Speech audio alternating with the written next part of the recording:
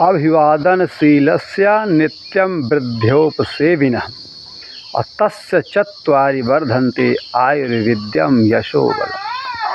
कि अभिवादनशीलस्य प्रणाम करने से, अभिवादनशीलस्य नित्यं वृद्ध्योपसेविनः नित्य प्रति वृद्धों की सेवा करने से तस्य चत्वारि उनके तस्य चत्वारि वर्धन्ते चतुर्विकास होता है। तस्य चत्वारि वर्धन्ते आयु यश विद्या और बल, आयुर्विद्या यशो बलम।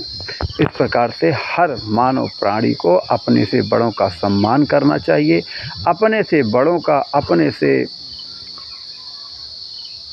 अतिथियों का सम्मान करना चाहिए, प्रणाम करना चाहिए, आशीर्वाद लेना चाहिए, क्योंकि आशीर्वाद से बढ़कर के संसार में कुछ है नहीं बंधु। इसलिए संसार में सुख और समृद्धि ज्ञापित करना है तो हमें आपको आशीर्वाद की अपेक्षा करना चाहिए, बड़ों का सम्मान करना चाहिए, वयोवृद्ध का सम्मान करना चाहिए। जब तक हम आप वयोवृद्ध का सम्मान नहीं करेंगे, जब तक हम आप दूसरों का आशीर्वाद नहीं लेंगे, तब तक हम आप अपना चतुर्दिग विकास नहीं कर सकते। कहा कि गुरु वशिष्ठ कुल पूज्य हमारे, जिनकी कृपा दनुज रन मारे। के लिए कहा कि अभिवादन करना चाहिए, प्रणाम करना चाहिए, आशीर्वाद लेना चाहिए। यही संस्कार प्रातःकाल उठें, सबसे पहले करावलोकन करें। जैसे कि कराग्रे वसते लक्ष्मी, कर मध्य सरस्वती, कर मूले तु गोविंद, प्रभाते कर दर्शनम। सबसे पहले अपने हाथ को देखना चाहिए। कराग्रे वसते लक्ष्मी, हाथ के अग्रभाग में, उंगली के अग्रभाग में कराग्रे वसते लक्ष्मी, लक्ष्मी का वास होता है। कर मध्य सरस्वती, हाथ के मध्य में सरस्वती जी का वास होता है और पूरे हाथ में भगवान नारायण का वास होता है। कर मूले तु गोविंद, प्रभाते कर दर्शनम। इसके बाद समुद्र वसने देवी, पर्वत स्थल मंडले, विष्णु पत्नी नमस्तुभ्यम, पाद स्पर्शम क्षमस्वमे। इसके बाद हाथ का अवलोकन करने के बाद माँ भगवती वसुंधरे को प्रणाम करके अपने गुरुजन, माता पिता, ज्येष्ठ बड़े भ्राता इत्यादि का अभिवादन करना चाहिए, प्रणाम करना चाहिए और झुक करके प्रणाम करना चाहिए।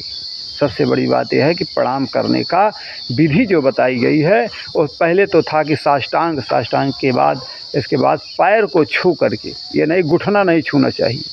ये शास्त्र कहता है कि श्री गुरु पद नख मन गण ज्योति। भगवान बाबा तुलसीदास जी ने भी गुरुदेव भगवान के चरण के अंगूठे के ऊपर नख का उन्होंने वर्णन किया है।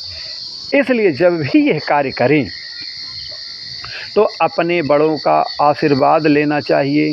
बिना आशीर्वाद के अरि कुशलम शीर्ष वर्धनम दारिद्र्य नाशम बाल वृद्धिश्च इति आशीर्वाद। ये आशीर्वाद से बहुत वस्तुएं प्राप्त होती हैं और हर मानव प्राणी को अपने बड़ों से आशीर्वाद की आकांक्षा करना चाहिए, क्योंकि कहा है कि, और विशेष करके इस पूरे दुनिया में, पूरे संसार में देवता हैं तो माता पिता और गुरु, तीन ही देवता हैं।